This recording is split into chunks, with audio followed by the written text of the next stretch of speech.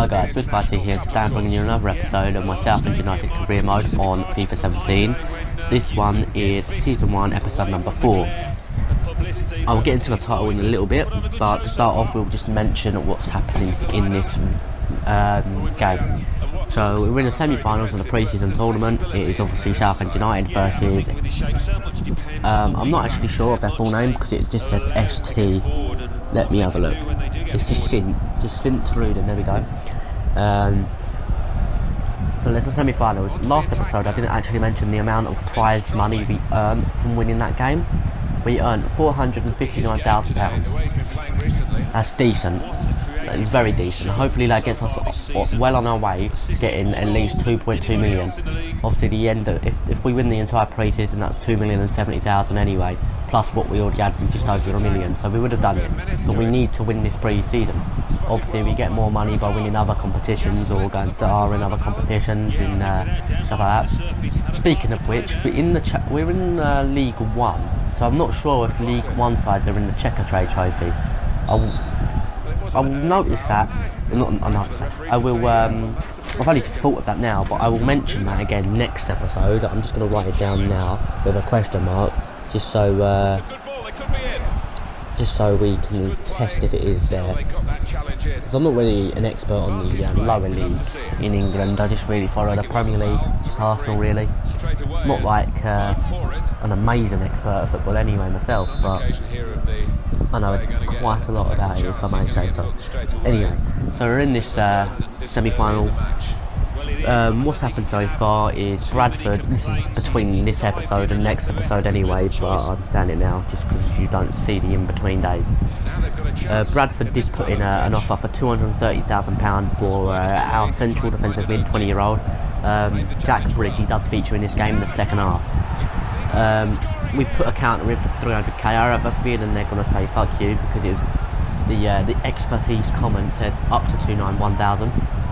So we've tried to bargain our way in. Not bargain. Try to get an extra 9k basically. We did just go 1-0 up there, by the way. That is Fortune getting on the goal scoring sheets once again, with Woodsworth getting the assist. The team we threw out though today was Walton in goal. It's just the main team we usually have really. Walton in goal, from left to right, White, Ferdinand, Thompson and O'Neill in the defence. Left to right in the midfield, we've got McLaughlin, Woodsworth, Leonard and Atkinson, my main four currently. And up top we've got Fortune and Cox. Decent players. And obviously by the title you can see it just says Lacazette. Now I'm recording this on the same day as I've recorded episode 1, 2 and 3, so we're not sure if he signed a deal just yet, so expect another episode with Lacazette in the title somewhere. The only reason Lacazette is the title, I couldn't think of a different topic just off the top of my head while the end in the game, and because let's have a work this out. 43 minutes ago? Yeah, 43 minutes ago I think. Just checking if that is right. I think it is right. 43 minutes ago, Sky Sports got a nice, lovely update about Lacazette. So Alexander Lacazette, the Lyon striker, is currently at the Arsenal training ground in Colony, London. I believe that's the right place anyway, I might have said it wrong. But he's at the training ground to have his medical. Once the medical is complete, he's expected to sign a 5-year deal. And it's apparently Arsenal and Lyon have agreed a deal which is worth a club record of £52 million.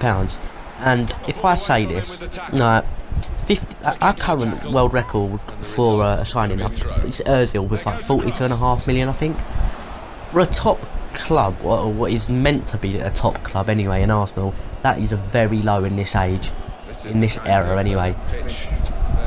I don't know what Barcelona's one is. It's probably Suarez, 80 odd million or something like that. Manchester United got the world record for all transfers from Pogba for £92 million. Chelsea, they signed, I don't know what their the highest one is, but I know they got David Luiz, re-signed David Luiz last year for 50 odd million. That's what they sold him for as well. Who else we got? Bloody hell, I'm trying to remember now. Manchester City, they signed the world record for a goalkeeper in £34 million. That's just a goalkeeper. Every top club basically their world record, or their club record, not world record, sorry, I don't know why I'm saying world record. The club record is all higher than Arsenal. That's probably why we can't compete, because we're not going for amazing, like, we're not getting bargains, but we're getting okay players, usually. Obviously, Sayed Kolasanic, he's a decent player. He's probably going to be world class. He's currently very, very decent. And we got him on a free. Do you know who else came on a free? Paul Pogba to Juventus back in the day when he first left Manchester United. I'm not comparing Kolasinac to Paul Pogba, I'm just saying that it could happen one day that a free transfer could end up being a really decent player. Because Paul Pogba is up there. Anyway, straying away from the club records, Alexander Lacazette. Do I think he's going to be a success with that club? Highly depends on who else is at the club at the time. If Sanchez and Ozil stay, he's going to be getting balls left, right and centre. And Xhaka, to be honest, Xhaka's a good playmaker as well in CDM. He's going to be getting so many chances in every single season, like in the first season anyway, in every game, that it would be unbelievable if he didn't score over 30 goals, to be honest. Because he's got the capabilities to score over 30 goals in the Premier League. It's whether or not we can provide him with the power. Alexis Sanchez will obviously get better goals as well, but Ozil doesn't get that many. He started off really decent last season, and then he just slowed down for half a year, and then slowly picked it back up.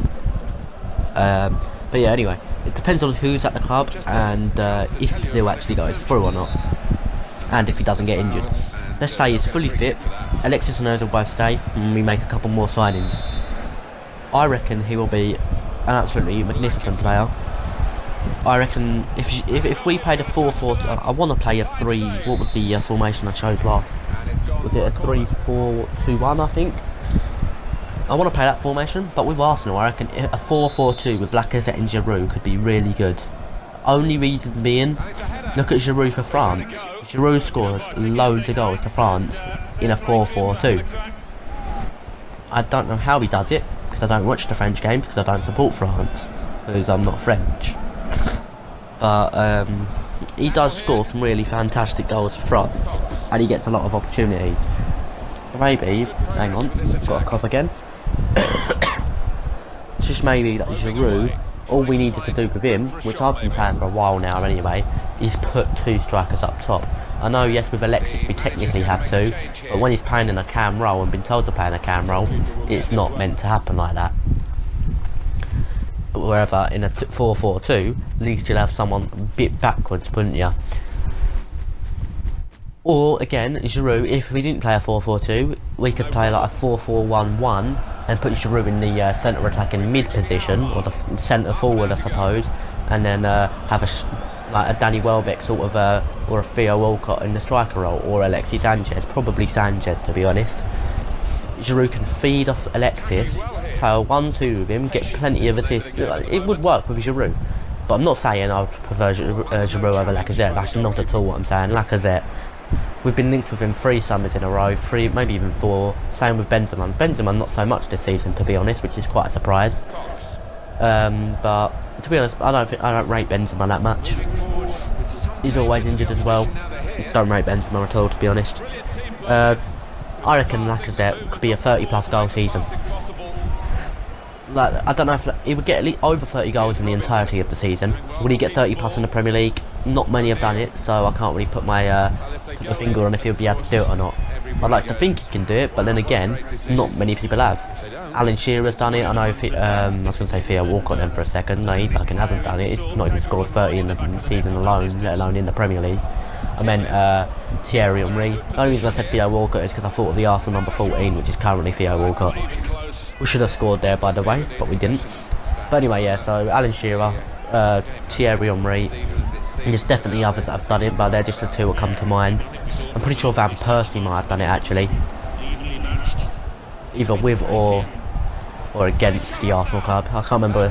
But, to be honest, talking of Van Persie, I don't know why Arsenal clubs are so annoyed with him. Arsenal clubs, well, I didn't realise there was more than one. I don't know why Arsenal fans are more, like, just annoyed with him, to be honest. He left, like, if Sanchez left to have an opportunity in the Premier League or in the Champions League, would Arsenal fans just turn on him? It would be doing the same thing. He didn't just leave for money, Van Persie. He left to actually win the Premier League because obviously we weren't capable. Look at us. We're only just replacing him now, and he left 6 years ago, pretty much. I think it was 5 seasons ago actually he left. I know he was playing in the 2012-13 season, or it might have been the 11 or 12 season. Whatever season we had the 125 year anniversary. I know it was 2012, but I don't know what side of 2012. But still, we took so long to replace him. Of course we weren't going to challenge. Look at the team we did have in that season as well. It was diabolical. Technically our team's been terrible since we last won the league, or we would have been winning it a lot more. I know Thierry Henry stayed for 2 more years, but all of that. Talking of which, Thierry Henry, do I think he can do I reckon he will be a decent Arsenal manager? I seem to be answering my own questions, which I don't like normally doing, but we should score here, but of course we don't.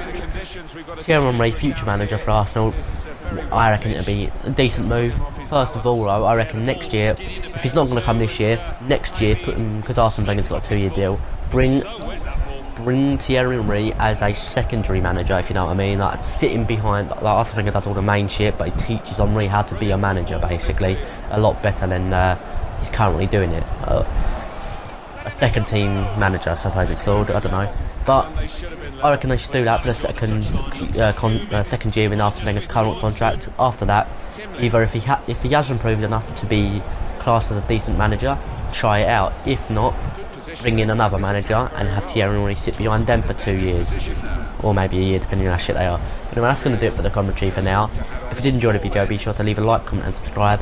Share it with your friends and all that. If you've missed any episodes or want to catch up on other episodes, either in the future or in the past episodes, link in the description will be for a playlist for the entire series. We do win this game 1-0 as well, I'll quickly mention, and we do get a prize fund of 637,500. It's currently just over $1 million, or just under 1.1 million we've earned. Anyway, that's going to do it. Thank you for watching. See you later and have a nice day. Trying to get closer to the ball, the wall. So here comes the free kick. He hasn't been able to beat the wall here.